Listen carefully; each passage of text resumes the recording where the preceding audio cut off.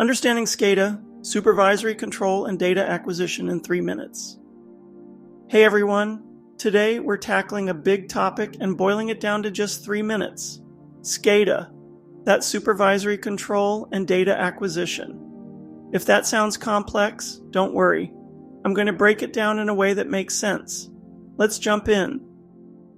Think of Scada as the control tower for an industrial facility. Just like air traffic control manages planes, Scada helps operators monitor and control critical processes. Here's a simpler way to think about it. Imagine your smart home system, but on a massive industrial scale. You might use your phone to adjust your thermostat, turn lights on, or check your security cameras, right? Well, Scada does all that for industrial processes like water treatment, power distribution, and manufacturing, but with way more complexity and responsibility. Let's break down the core parts of Scada. First, the supervisory function. This is Scada's eyes and ears. It's always watching, keeping tabs on every operation so nothing important gets missed. Next up, control capabilities. Scada acts like a super smart remote control, letting operators adjust things like pumps, valves, and motors. And finally, data acquisition. This is where Scada collects real-time data, things like temperatures, pressures, and fluid levels, giving operators a full picture of how everything's running. So where do we actually use Scada? Practically everywhere in industry.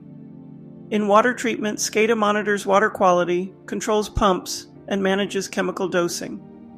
For power grids, it ensures electricity flows smoothly and keeps tabs on substations. In oil and gas, Scada monitors pipeline pressure and manages storage levels. And in manufacturing, it's all about controlling production lines and maintaining product quality. Now let's talk about how Scada works behind the scenes. First, there are field devices, sensors and controls directly interacting with equipment. Then, the communication network connects everything, like the nervous system in your body.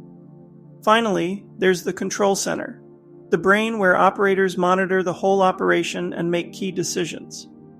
Modern Scada systems take things even further with advanced features. They can automatically shut off flow to prevent overflows, trigger emergency shutdowns if equipment overheats, and even spot potential issues before they happen.